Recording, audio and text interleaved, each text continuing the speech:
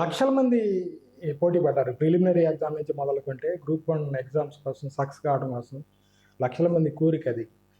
ఈ లక్షల మందిలో ఈ టాప్ 563 అండి. సార్, 563 టాపర్స్లో ఒకరిగా వచ్చారు మీరు. ఇది మీకు ఎలా పాసిబుల్ అయింది? అంటే మీ ప్రిపరేషన్ పరంగా మీకు సంబంధించిన మెరిట్స్ గురించి చెప్పండి. ఫస్ట్ ఆఫ్ ఆల్ ప్రిపరేషన్ పరంగా సార్, ఎవరైనా సరే లక్షల్లో ఒకళ్ళుగా ఉండాలి అని అంటే, లక్షల్లో నుంచి 563లో ఫిల్టర్ అయ్యి రావాలి అంటే ఫోకస్ చేయాల్సినవి కొన్ని ఉంటాయి. సో అందులో మెయిన్ ఇంపార్టెంట్ ఏంటి అంటే మనకి ఇచ్చే సిలబస్, మన ఎగ్జామ్ ఏంటి, మనం చూసే సిలబస్ ఏంటి అనేది ఫస్ట్ మేజర్ పాయింట్. సో సిలబస్లో ఏమున్నాయో అది ఫస్ట్ మనం కవర్ చేసుకోవాలి, అవి మనం చదువుతున్నామా లేదా చూసుకోవాలి. ఇంకొకటి నెంబర్ 2 న్యూస్ పేపర్ రీడింగ్.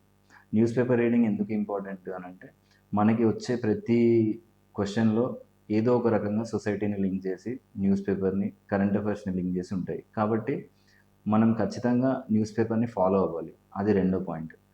మూడోది, నేను ఒక స్ట్రాటజీ ఫాలో అయ్యేవాడిని, RRR స్ట్రాటజీ అని చెప్పి, రీడ్, రివైజ్, రిపీట్ అని చెప్పి.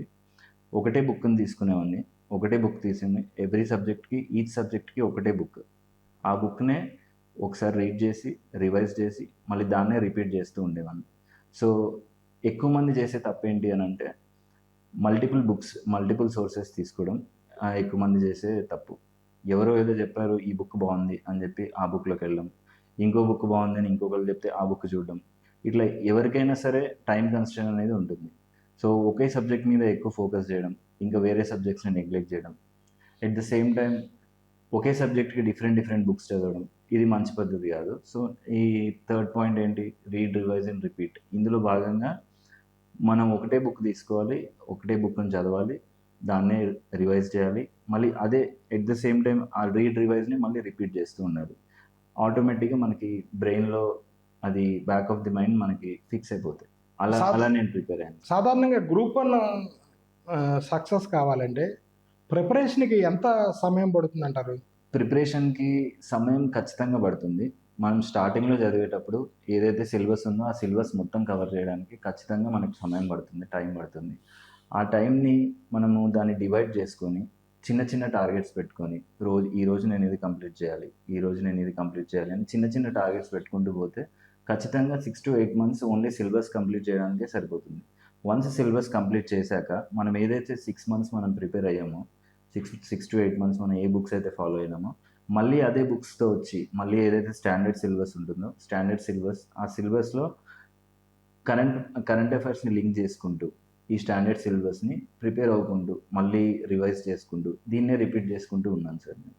సో ఇదే ఈ స్ట్రాటజీ ఎప్పుడైనా కానీ, ఏ టాపర్స్ అయినా కానీ, జనరల్గా నేను చూసే యూపీఎస్సీ ఇంటర్వ్యూస్ కానీ, యూపీఎస్సీ టాపర్స్ ఇంటర్వ్యూస్ చూస్తే ప్రతి ఒక్కళ్ళ దాంట్లో కామన్గా ఉన్న పాయింట్ ఏంటి అని అంటే రివిజన్ లేనిది. ఇప్పుడు రివిజన్ చేయకపోతే మనం చదవనట్టే. ఒకసారి చదివి దాన్ని వదిలేసామనంటే అది మనకి చదవనట్టే, వేస్ట్.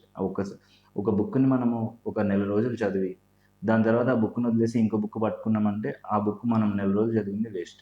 సో నేను ఫోకస్ చేయాలనుకుంటే ఏంటంటే రివిజన్ అనేది చాలా ఇంపార్టెంట్. అది. ఓకే. తర్వాత మీ ప్రిపరేషన్ ఎక్స్పీరియన్స్ గురించి చెప్పండి. సో నా ప్రిపరేషన్ అంటే ఎప్పుడు ప్రారంభించారు, ఎంతకాలం పట్టింది? నా ప్రిపరేషన్ 2019లో స్టార్ట్ అయింది సార్.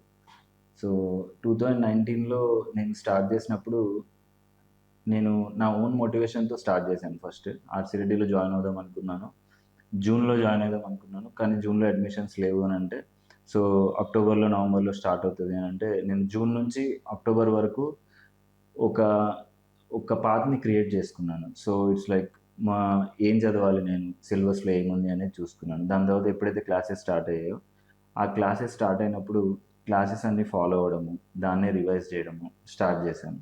2019లో స్టార్ట్ అయిన నా జర్నీ 2022 వరకు అట్లానే నేను ప్రిపేర్ అయ్యాను. మధ్యలో యూపీఎస్సీ రాశాను, క్లియర్ అవ్వలేదు. అయినా సరే డిసప్పాయింట్ అవ్వకుండా ఈ 2022లో పడిన నోటిఫికేషన్లో నేను ఎట్లయినా ఒక సెలెక్షన్ అది ఉండాలి. ఇందులో 500, అప్పుడు 503 పోస్టులు పడ్డాయి. సో ఆ 503లో నాకు ఒకటి కావాలి అని చెప్పి నేను మెంటల్గా మోటివేట్ చేసుకున్నాను నేను. అండ్ ఆల్సో ఒక డిసిప్లిన్ అనేది ఫాలో అయ్యాను నేను. రోజు 4 hours 5 hours అట్లీస్ట్ చదివేవాడిని. ఈ 6 to 8 months నేను ఏదైతే ప్రిపరేషన్ కొనసాగించానో ఈ 2019 2020 కరోనా వచ్చినప్పుడు కూడా నేను ఆ ప్రిపరేషన్ని కంటిన్యూ చేస్తుండే. రోజు ఏదైతే నేను చదివానో ఆ టాపిక్స్ అన్ని టచ్అప్ చేయడము, దాన్ని రోజు పేపర్ చదివి ఆ టాపిక్స్ని కరెంట్ అఫైర్స్తో రిలేట్ చేసుకోవడం, ఒక నోట్స్ ప్రిపేర్ చేసుకోవడము, ఇదంతా ఈ జర్నీ అంతా ఒక 1.5 year నడిచింది. ఈ జర్నీ తర్వాత ఎప్పుడైతే నోటిఫికేషన్ వచ్చిందో నాకు అప్పుడు ఈజీ అయిపోయింది. నా దగ్గర నోట్స్ ఉండే, మెటీరియల్ ఉండే, నేను ఏం చదువుతున్నానో తెలుసు, ఏం రాయాలో తెలుసు, ఒక క్లారిటీ ఉంది. సో దాన్ని బట్టి నాకు క్వశ్చన్ పేపర్ ఇచ్చినప్పుడు ఏది నేను నర్వస్ అవ్వడం కానీ, ఏం రాయాలి అంటే I was ready to right the answers. నా దగ్గర కంటెంట్ ఉంది. ఎలా ఉంది కంటెంట్ అంటే, నేను డిసిప్లైన్గా కంటిన్యూస్గా రోజుకి ఇన్ని అవర్స్ అని చెప్పి ఖచ్చితంగా నాకు ఏ పని ఉన్నా ఏ పని లేకపోయినా, పోనీ ఒక్కరోజు మిస్ అయినా కానీ అరే ఈరోజు మిస్ అయింది మళ్ళీ రేపు కూడా మిస్ అవుతుంది అని పెట్టుకోకుండా, ఒకరోజు మిస్ అయినా కానీ నెక్స్ట్ రోజు మళ్ళీ అదే డిసిప్లిన్లో ఫాలో అవుతూ, మోటివేషన్ అనేది ఉండాలి, కానీ డిసిప్లిన్ అనేది చాలా ఇంపార్టెంట్. ఆ డిసిప్లిన్లో నేను వెళ్ళాను. At the same time notes prepare చేసుకోవడము, సేమ్ మెటీరియల్ చదవడము, రివైజ్ చేయడము, ఇవన్నీ నాకు బాగా ఉపయోగపడ్డాయి. RC Reddy IAS circle coaching అనేది మీకు ఏ విధంగా హెల్ప్ అయిందండి? కోచింగ్ అనేది నాకు ఖచ్చితంగా ఒక డైరెక్షన్ చూపెట్టింది. ఎలా చదవాలి, ఏం చదవకూడదు. న్యూస్ పేపర్లో చాలా ఆర్టికల్స్ ఉంటాయి. ఆ ఆర్టికల్స్లో మనకి సంబంధించి, ఈ ఎగ్జామ్కి సంబంధించి ఏది ఉపయోగపడుతుందో అదే చదవాలి. అంతేగాని మనకి అన్రిలేటెడ్ టాపిక్స్ ఏదైతే ఉంటాయో, చాలామంది అన్రిలేటెడ్ టాపిక్స్ మీద ఎక్కువ ఫోకస్ చేసి కొంచెం డైవర్ట్ అవుతారు. అట్లా డైవర్ట్ అవ్వకుండా ఏదైతే మనకి ఇంపార్టెంట్, ఏదైతే మనకి సిలబస్లో ఉందో దాన్ని మాత్రమే లింక్ చేసుకుంటూ చదువుకుంటూ ఉంటే సరిపోతుంది అని చెప్పి ఆర్సి రెడ్డిలో నాకు ఒక ఇన్పుట్ వచ్చింది. మన ఎకానమీ చెప్పే భాషా సార్ కానీ, లేదంటే మన పాలిటీ సార్ కానీ, నెక్స్ట్ మన హిస్టరీ చెప్పే రమేష్ నాయుడు సార్ కానీ, వీళ్ళందరి ఇన్పుట్స్ తీసుకొని నేను సేమ్ అదే ఇన్పుట్స్ని ఫాలో అవుతుండే. At the same time economy భాషా సార్ గురించి చెప్పాలి. సో ఆయన చాలా బాగా చెప్పేవాళ్ళు. కాన్సెప్ట్ ఏదైనా చిన్న కాన్సెప్ట్ ఉన్నా కానీ ఎకానమీ, దాన్ని చాలా బాగా ఎక్స్ప్లెయిన్ చేసేవాళ్ళు. ఒకసారి ఆ నోట్సే ఒకసారి రాసుకున్న తర్వాత అదే నోట్స్ నేను రిపీటెడ్గా ఒక 20 to 30 times చదువుంటాను. అదే ఆ ఒక్క నోట్సే నేను 20 to 30 times repeat. A exam వచ్చినా, ఎట్లాంటి ఎగ్జామ్ వచ్చినా, ఈవెన్ ఎకానమీ మాక్ టెస్ట్ రాయాలనుకున్నా కానీ నేను అదే చేశాను. సో ఆర్సి రెడ్డిలో ఉన్న ఎక్స్పర్ట్ ఫ్యాకల్టీ నాకు చాలా బాగా యూజ్ అయింది. ఇప్పుడు ఏ ప్రయర్ ఎక్స్పీరియన్స్ అంటే గ్రూప్ 1 ఎగ్జామ్స్ కానివ్వండి, సివిల్స్ కానివ్వండి, వీటికి సంబంధించి అవగాహన ఏమి ఉండదు, కానీ నేను ఐఏఎస్ సాధించాలి, గ్రూప్ 1 సాధించాలి, ఇలా చాలామందికి టార్గెట్స్ ఫిక్స్ చేసుకుంటా ఉంటారు. వాళ్ళు జర్నీ ఎలా స్టార్ట్ చేయాలంటారు? వాళ్ళకి ఫస్ట్ ఆఫ్ ఆల్ వాళ్ళకి ఒక సెల్ఫ్ మోటివేషన్ ఉండాలి సార్. సెల్ఫ్ మోటివేషన్ ఉండాలి. ఎట్ ద సేమ్ టైం వాళ్ళకి డిసిప్లైన్ ఉండాలి. మోటివేషన్ అనేది టెంపరీగా ఉంటుంది. ఈరోజు మనం మోటివేట్ అయితే అది రేపటి వరకు ఉండొచ్చు, ఎల్లుండి వరకు ఉండొచ్చు. కానీ డిసిప్లైన్ అనేది మనం ఒకసారి అలవాటు చేసుకుంటే, ఆ డిసిప్లైన్ మన డ్రీమ్, మన గోల్ రీచ్ అయ్యే వరకు ఆ డిసిప్లైన్ మనతోనే ఉంటుంది.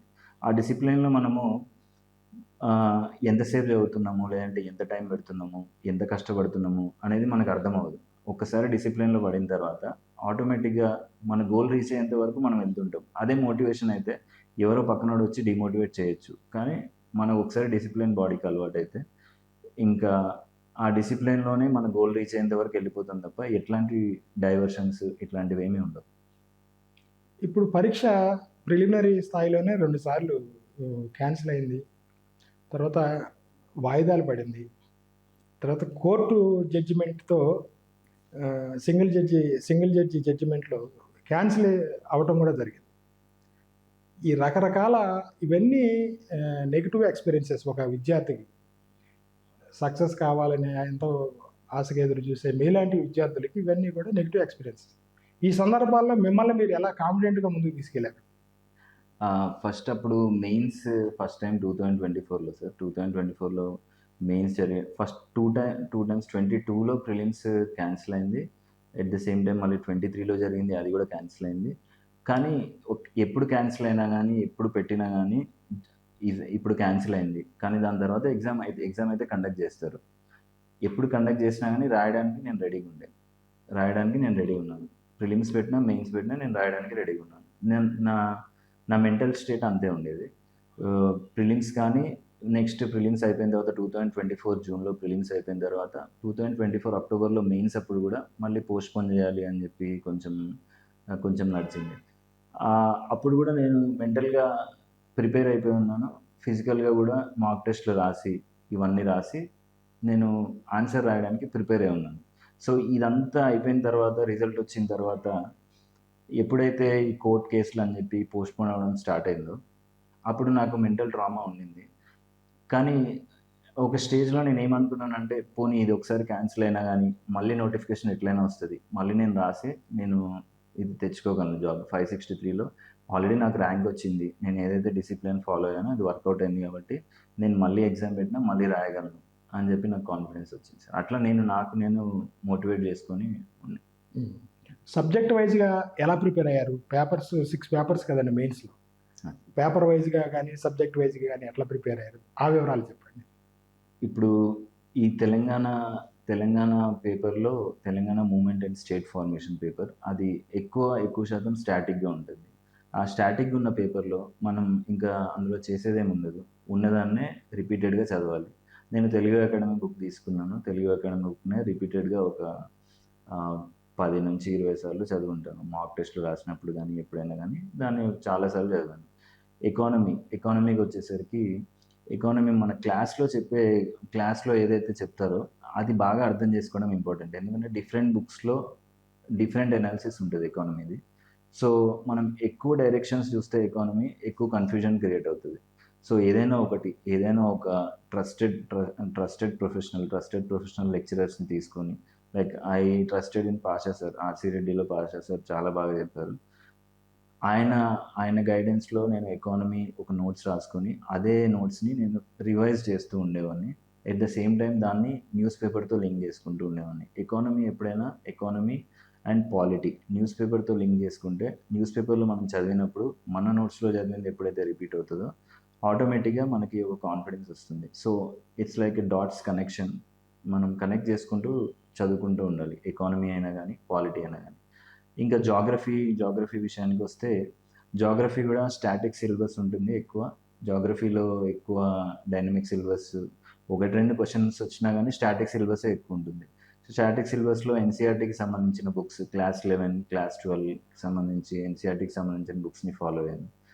ఇంకా హిస్టరీ విషయానికి వస్తే మోడర్న్ హిస్టరీ, తెలంగాణ హిస్టరీకి సంబంధించి తెలుగు అకాడమీ బుక్, తెలంగాణ కల్చర్కి సంబంధించి తెలుగు అకాడమీ బుక్.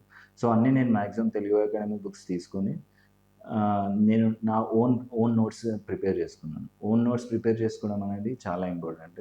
ఎందుకంటే మనం నోట్స్ ప్రిపేర్ చేసుకుంటే మన ఐడియాతోని ఏదైతే తెలుగు అకాడమీలో ఇప్పుడు 400-500 పేజెస్ ఉంటుందో దాన్ని మనం కట్ షార్ట్ చేసుకొని ఒక 100 పేజెస్లో మన నోట్స్ క్రియేట్ చేసుకుంటాం, నోట్స్ ప్రిపేర్ చేసుకుంటాం. ఆ నోట్స్ మనకి ఈజీ రిఫరెన్స్లో ఉంటుంది.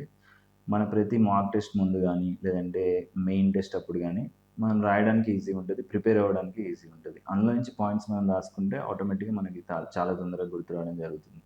సో ఇట్లా ప్రతి సబ్జెక్ట్కి ఒక నోట్స్ ప్రిపేర్ చేసుకోవడము, ఇంకా అదే మనం రాసిన నోట్స్ని రిపీట్ చేసుకోవడము, ఇదే ఇంపార్టెంట్ మన ప్రిపరేషన్ జర్నీలో.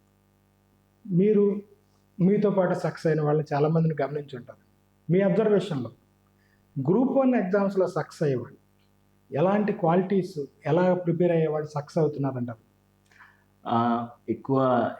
ఇప్పుడు సక్సెస్ ఎందుకు కావట్లేదు అంటే మనుషులు చదివే అందరూ బాగా కష్టపడుతున్నారు, కానీ ఎందుకు సక్సెస్ అవ్వట్లేదు అంటే వాళ్ళకి కొన్ని డైవర్షన్స్ ఉండొచ్చు, సోషల్ మీడియా లాంటి డైవర్షన్స్ ఉండొచ్చు.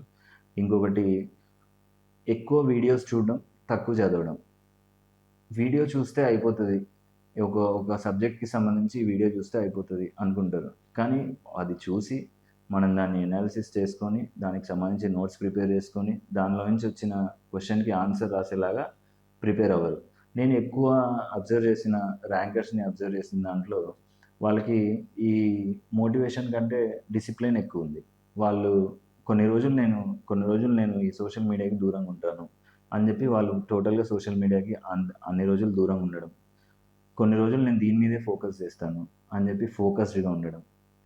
ఇంకా బయట నుంచి వచ్చే distractions, like mains exams conduct చేసేటప్పుడు ఇది ఎట్లనో పోస్ట్పోన్ అవుతుంది, ఇది ఎట్లనో మళ్ళీ పెడతారు ఎగ్జామ్ అని చెప్పి ఆ అపోహల్లో ఉండకుండా ఈ ఎగ్జామ్ ఎప్పుడు పెట్టినా నేను రాయగలను, నేను రాస్తాను అని అనుకోవడం, ఇలాంటి క్వాలిటీస్ ఎక్కువ చూసాను సార్.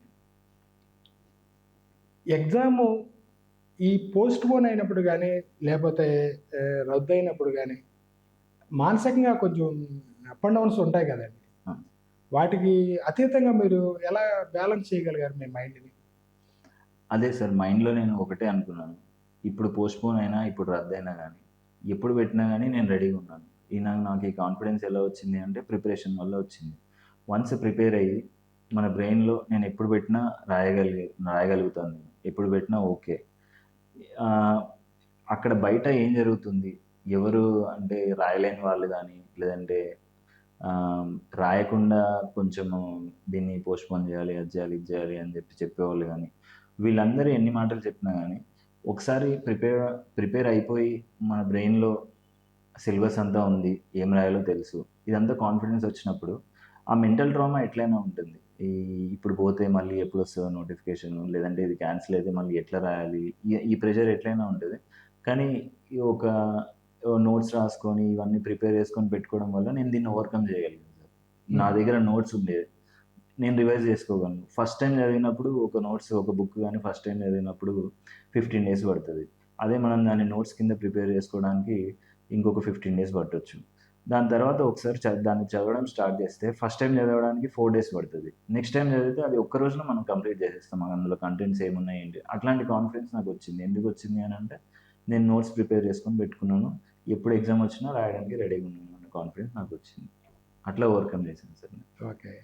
కుటుంబ నేపథ్యం అనేది మీకు ఎలా సాకారమైంది? కుటుంబ నేపథ్యంకి వస్తే ఇందాక నేను చెప్పినట్టే మా బాబాయ్కి చాలా పెద్ద కళ ఉండేది. మా ఫ్యామిలీలో ఎవరు ఇట్లా సివిల్ సర్వెంట్స్ ఎవరు లేరు, సో సివిల్ సర్వెంట్స్ ఒకళ్ళు ఉండాలి అనే బలమైన కోరిక మా బాబాయ్కి ఉండేది. కానీ దురదృష్టవశాత్తు మా బాబాయ్ 20 సంవత్సరాల క్రితం రోడ్ యాక్సిడెంట్లో చనిపోయారు. దాని తర్వాత అది నా మైండ్లో చాలా గట్టిగా ఫిక్స్ అయింది. అప్పుడే అతను అంటుండే మా బాబాయ్, నువ్వు ఎట్లయినా సివిల్స్ క్రాక్ చేయాలి అంటూ ఉండేవాళ్ళు. కానీ అప్పుడు నాకు 10 ఏళ్ల వయసులో నాకు సివిల్స్ అంటే ఏంటో కూడా తెలియదు. దాని తర్వాత మెల్లమెల్లగా నేను తెలుసుకున్నాను. ఇంకొక విషయం, మా డాడీ కానీ మా బాబాయ్ కానీ కొంచెం ఇంకొక బాబాయ్ కానీ వాళ్ళు లా ప్రొఫెషన్లో ఉన్నారు. సో సొసైటీతో ఎట్లా మెలిగారు, వాళ్ళు సొసైటీతో ఎట్లున్నారు, మనుషులతో ఎట్లుండాలి, మనుషులతో ఎట్లా బిహేవ్ చేయాలి, డిఫరెంట్ సోషల్ గ్రూప్స్ ఉన్నాయి మన దగ్గర, అంటే వాళ్ళతో ఎట్లుండాలి అనేది వాళ్ళు నాకు నేర్పించారు. అట్ ద సేమ్ టైం అది నాకు మంచిగా అనిపించేది. నేను ఇంజనీరింగ్ చదివి ఏదో సాఫ్ట్వేర్ జాబ్ చేసినా కానీ అది నాకు మెంటల్ సాటిస్ఫాక్షన్ ఇచ్చేది కాదు. అలాంటి మెంటల్ సాటిస్ఫాక్షన్ నాకు ఎక్కడ దొరికింది అని అంటే ఒక పబ్లిక్ సర్వీస్ చేయడంలో, ఎవరికైనా హెల్ప్ చేయడంలో. ఇప్పుడు ఫర్ ఎగ్జాంపుల్ నా దగ్గర ఒక 100 రూపాయలు ఉన్నాయి, నేను తీసుకెళ్ళి ఒక 50 రూపాయలు ఆ 100 రూపాయలు నేను ఖర్చు పెట్టినప్పుడు నాకు అంత సాటిస్ఫాక్షన్ రాలేదు. కానీ ఒక 50 రూపాయలు తీసుకెళ్ళి ఎవరికో నీడ్లో ఉన్న వాళ్ళకి, ఎవరో పైసలు లేని వాళ్ళకో వాళ్ళకి ఉపయోగపడేటట్టు ఇచ్చినప్పుడు నాకు చాలా సాటిస్ఫాక్షన్ అనిపించింది, ఒక ఆనందం అనిపించింది లోపల. సో ఇది కూడా నాకు ఒక పాయింట్. ఖచ్చితంగా నేను ఈ సివిల్ సర్వీసెస్లోకి వెళ్ళాలి అనే ఒక గోల్ పెట్టుకోవడానికి ఇది కూడా ఒక రీజన్స్.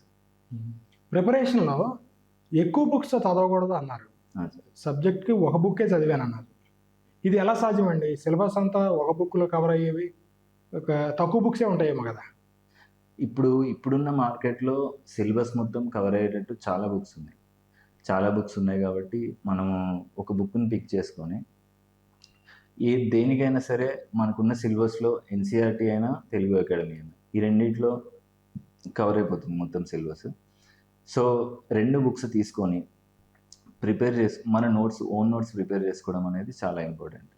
ఈ నోట్స్ ప్రిపేర్ చేసుకొని పక్కన పెట్టుకుంటే ఒక సబ్జెక్ట్ సిలబస్ అంతా ఒక నోట్స్ ప్రిపేర్ చేసుకొని పక్కన పెట్టుకున్నప్పుడు ఆటోమేటిక్గా నెక్స్ట్ సబ్జెక్ట్స్కి ఎట్లా ప్రిపేర్ చేసుకోవాలి అనేది మనకు అర్థమైపోతుంది. ఇవన్నీ ప్రిపేర్ చేసుకొని దాన్ని కరెంట్ అఫైర్స్తో లింక్ చేసుకుంటూ మళ్ళీ ఒక డిఫరెంట్ బుక్ కాకుండా మళ్ళీ అదే బుక్లో కరెంట్ అఫైర్స్తో లింక్ చేసుకుంటూ చదువుకోవడం అనేది ఇంపార్టెంట్. పుస్తకం అనేది ప్రింట్ ఫామ్లో ఉన్న ఒక బుక్ చదివితే ప్రిపరేషన్ అది సరిపోదు. ఇప్పుడు నోట్స్ మేకింగ్ అన్నారు. నోట్ ఇలాంటి ఎక్స్పీరియన్సెస్ చాలా అవసరం అవుతాయి ఒక సీరియస్గా ప్రిపేర్ అయ్యే విద్యార్థికి. అవును. మీకు సంబంధించిన ఎక్స్పీరియన్స్ చెప్పండి. అపార్ట్ టెక్స్ట్ బుక్ ఎలా ప్రిపేర్ అయ్యేవారు? అపార్ట్ ఫ్రమ్ టెక్స్ట్ బుక్ నేను నోట్ మేకింగ్కి చాలా ఇంపార్టెన్స్ ఇచ్చేవాడిని. నోట్ మేకింగ్ అంటే ఒక సబ్జెక్ట్ చదివిన తర్వాత ఆ సబ్జెక్ట్ని అర్థం చేసుకొని ర్యాండమ్గా నాకు ఇప్పుడు ఎక్కడైనా ఒక చిన్న పేపర్ దొరికినా కానీ, ఫర్ ఎగ్జాంపుల్ మనం పాలిటీ తీసుకుంటే పాలిటీలో ఉన్న ఆర్టికల్స్ 1 to 51 ఆర్టికల్స్ చాలా ఇంపార్టెంట్. ఆ 1 to 51 ఆర్టికల్స్ చాలా ఇంపార్టెంట్ అని చెప్పి నేను చాలా వీడియోస్లో చూశాను. చూసినప్పుడు నేను ఏం చేసేవాడిని, నాకు ఎక్కడైనా నా చేతిలో పెన్ ఉంది, పేపర్ ఖాళీగా ఉంది అంటే ఆ ఆర్టికల్ని రివైజ్ చేసుకోవడం, రాసుకోవడము. ఓకే, ఈ ఆర్టికల్ ఇది, ఇట్లా నేను చేసేవాడిని. చేసినందువల్ల నాకు ఏమైంది, ఒకవేళ నేను మిస్టేక్ రాసినా కానీ నెక్స్ట్ టైం నేను మళ్ళీ దాన్ని సరిదిద్దుకునేవాడిని. సో రిపీటెడ్గా నేను ప్రాక్టీస్ చేయడం కూడా, ఈ పాలిటీ ఆర్టికల్స్ ఇవన్నీ నేను కొన్ని 100 సార్లు రాసుంటాను, 100 సార్లు నేను ప్రాక్టీస్ చేస్తుంటాను. సో నోట్ మేకింగ్ అనేది very very important. Note making చేసుకోకపోతే, ఓన్లీ చదివి వదిలేస్తే మీరు దాన్ని గుర్తుపెట్టుకోగలరు కానీ పేపర్లో ఎట్లా రాయాలి అనేది మాత్రం మీకు ప్రశ్నార్థకంగా ఉండిపోతుంది. గ్రూప్ 1కి సంబంధించి ర్యాపిడ్ రివిజన్ ప్రోగ్రామ్ కూడా జరిగింది మన ఇన్స్టిట్యూట్లో. అది మీకు ఏ విధంగా హెల్ప్ అయిందండి? ఆ ర్యాపిడ్ రివిజన్ ప్రోగ్రామ్ చాలా హెల్ప్ అయింది సార్ నాకు. సో ర్యాపిడ్ రివిజన్ ప్రోగ్రాంలో ఏదైతే సిలబస్ ఒక సంవత్సరం 2 సంవత్సరాలు చదివిన సిలబస్ అంతా 1 నెల 2 నెలల్లో కంప్లీట్ సిలబస్ని కవర్ చేయడం అనేది చాలా మంచి ప్రోగ్రాము. ఇంకా ఫోకస్డ్గా ఏదైతే చదవాలి, ఆ సిలబస్లో ఏముంది, ఆ సిలబస్కి సంబంధించి పాయింట్స్ కొన్ని చెప్పారు.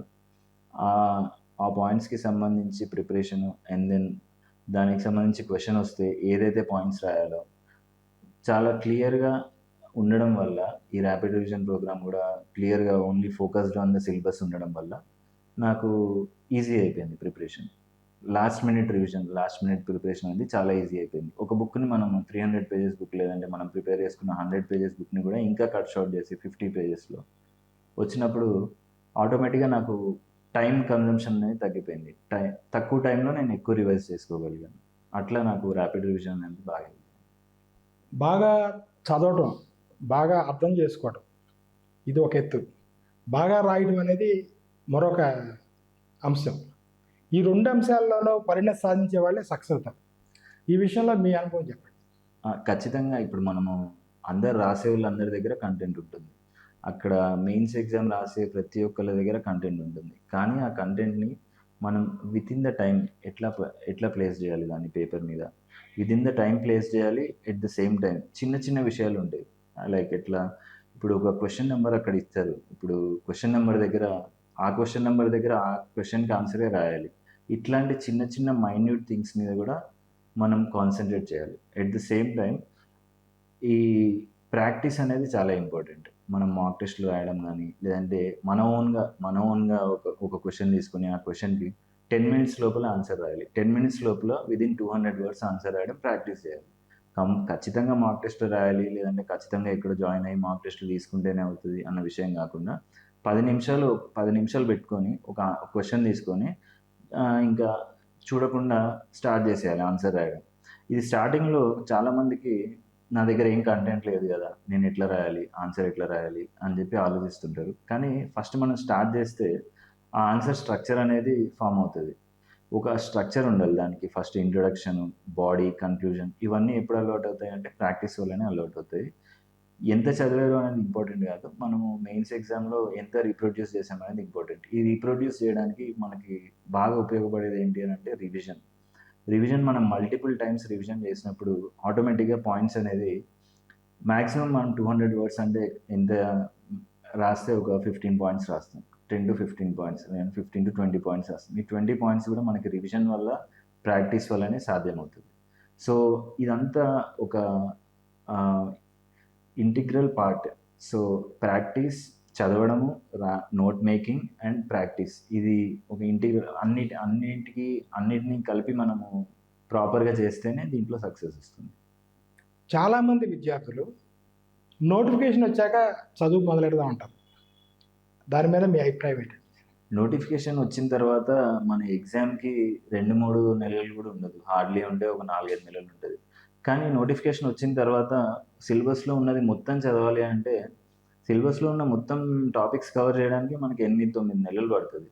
సో అట్లాంటప్పుడు నోటిఫికేషన్ వచ్చిన తర్వాత చదువుతాను అనేది లాజిక్ లేని మన మిస్కన్సెప్షన్, అది టోటల్ మిస్కన్సెప్షన్ సార్. అది కంపల్సరీ మనం నోటిఫికేషన్ వచ్చే ముందే మనము సిలబస్లో ఏముందో చూసుకొని నోట్ మేకింగ్ చేసుకొని, వీలైతే నోటిఫికేషన్ వచ్చిన తర్వాత మనం ఓన్లీ ప్రాక్టీస్లో ఉండాలి అప్పుడు. అంతే తప్ప అప్పుడు నేను స్టార్ట్ చేస్తాను అని అంటే స్టార్ట్ చేసి అదంతా అయిపోయిన తర్వాత బాధపడడం తప్ప, అప్పుడు ఎంత కష్టపడినా కానీ మనకి రోజుకి 24 అవర్సే ఉంటాయి. దాంట్లో మనం 12 అవర్స్ కాదు 18 అవర్స్ కష్టపడ్డా కానీ ఆ నోటిఫికేషన్ వచ్చిన తర్వాత ఆ సిలబస్ అంతా కవర్ చేయడం అనేది మాత్రం సాధ్యం కాదు.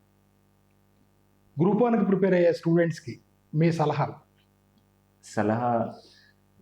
నా తరఫు నుంచి ఫస్ట్ డిస్ట్రాక్షన్స్ని పక్కన పెట్టేసేయాలి.